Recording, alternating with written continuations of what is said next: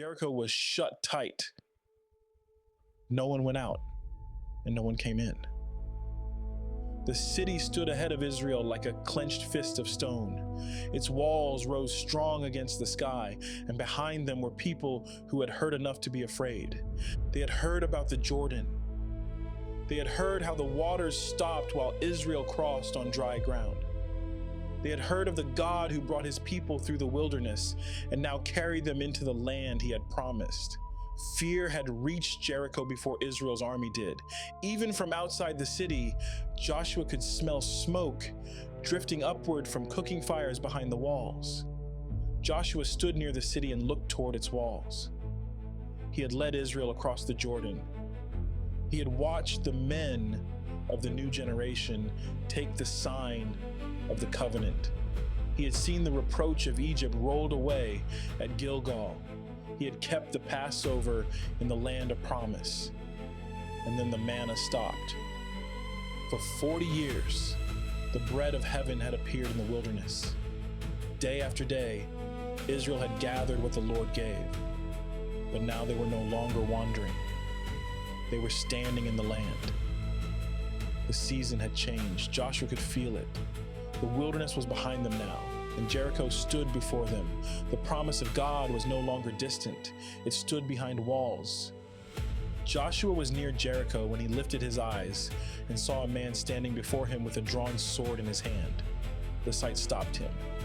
The stranger did not stand like a frightened traveler.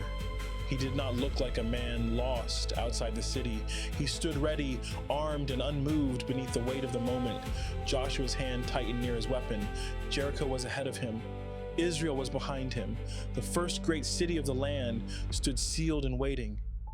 Every direction carried danger. So Joshua stepped forward and asked the question a commander had to ask.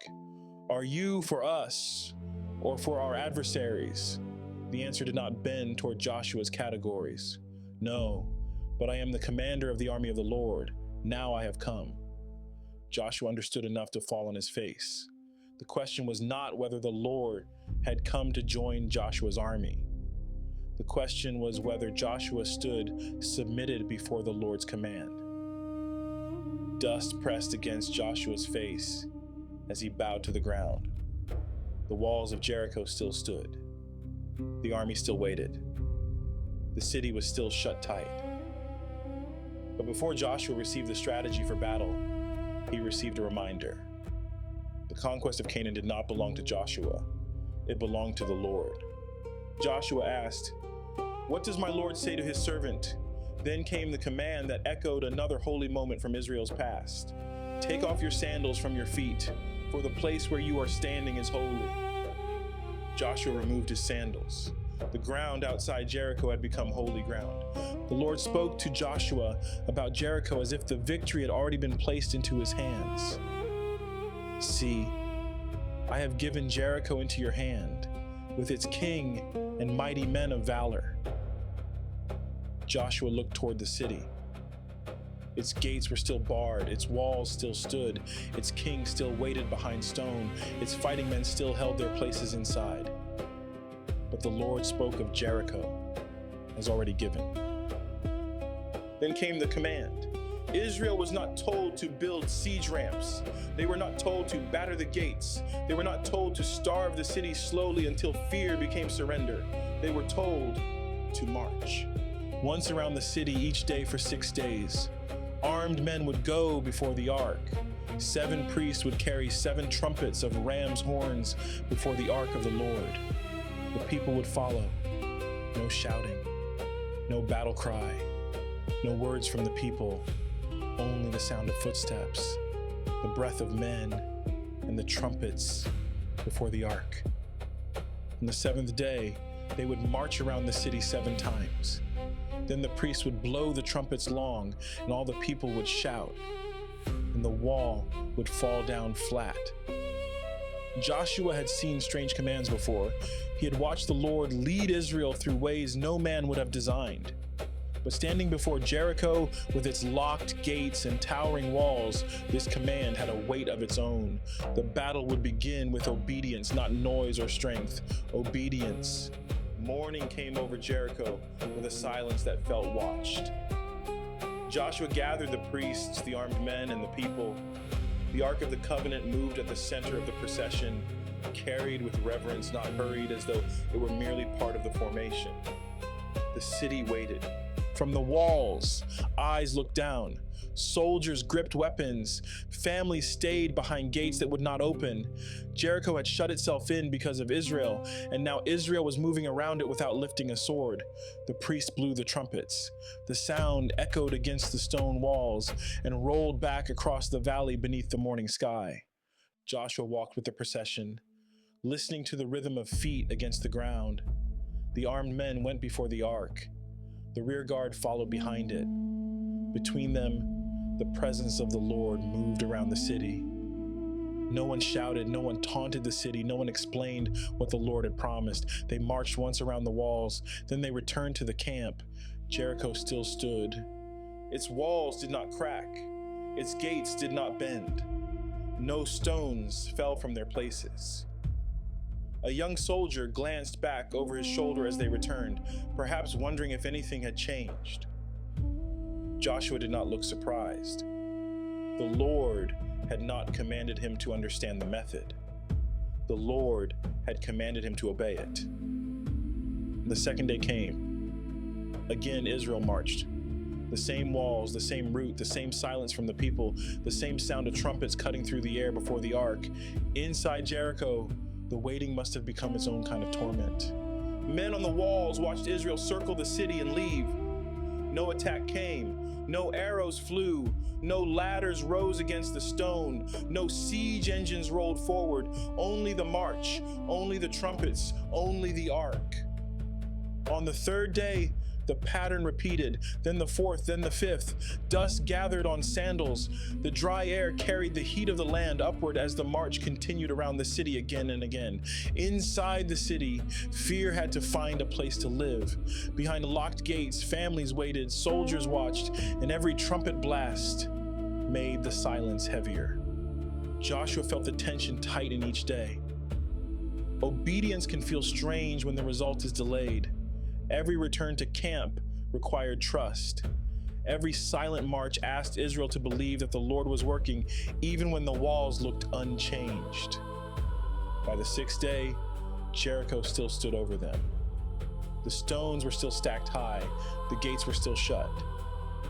But Joshua knew the count was not finished. On the seventh day, Israel rose early. The air still carried the coolness before morning fully opened. Men tightened their belts and lifted their weapons. Priests took up the trumpets. The ark was carried forward again. But this day would not be like the others. Joshua knew it before the march began. The people moved around Jericho once. Then a second time, the city watched. A third time, dust thickened beneath the feet of Israel. A fourth time, the trumpets sounded again and again, stretching across the walls like a warning that would not leave. A fifth time, men inside Jericho must have begun to feel the difference. This was no ordinary day. Israel was not returning to camp. The procession continued. A sixth time, the silence of Israel pressed harder than a shout. No voice rose from the people. No taunt, no battle cry. Only marching feet and priestly trumpets before the ark of the Lord. Then came the seventh time around the city. Joshua could feel the moment approaching. Every step carried the weight of 6 days of obedience. Every sound seemed sharper. Every wall seemed to wait. The priests lifted the trumpets. The long blast sounded. For a brief moment, even the wind across the walls seemed to hold still. Joshua turned to the people. Shout, for the Lord has given you the city. The silence broke. Israel shouted with a great shout, and the sound rose like a wave against the walls of Jericho. For 6 days, the people had held their voices. For 6 days, their obedience had been quiet. Now the command came, and the shout of Israel filled the air. Then the ground seemed to answer. The walls trembled as stone shifted against stone. Men on the walls must have felt the terror beneath their feet before they understood what was happening. The sound deepened, the city shook, then the walls fell down flat. Dust rose in a massive cloud as Jericho's strength collapsed in front of Israel. The air filled with shattered stone, falling debris, and the stunned cries of men who moments earlier stood behind unshakable walls. Joshua watched the impossible open before him. No siege ramp had done this, no battering ram, no human strategy. The Lord had given them the city. And Israel went up into Jericho, every man straight before him. But not everything in Jericho was given to destruction. Joshua remembered Rahab, the woman who had hidden the spies, the woman who had heard what the Lord had done and believed while her city trembled, the woman who asked for mercy before the walls ever fell. The scarlet cord had marked her house. While the city shook and dust filled the air, that promise had to be kept. Joshua commanded the men who had spied out the land to go into Rahab's house and bring her out with all who belonged to her, just as they had sworn to her. In the middle of judgment, mercy remembered a promise. Rahab, her father, her mother, her brothers, and all who belonged to her were brought out and set outside the camp of Israel. Jericho fell, but Rahab lived. When the dust began to settle, the silence around Jericho was different than before. The city that had shut itself against Israel was broken open. The walls that had seemed immovable lay fallen. The fear that had lived behind stone had met the God who commands armies and keeps promises. Joshua stood inside the victory, but he knew it was not his strength that had brought the walls down. Israel had marched, the priests had blown the trumpets, the people had shouted, but the Lord had given the city. Jericho became the first great sign in the land that the promise of God was moving forward. The miracle was not only that the walls fell, the miracle was that the Lord went before his people.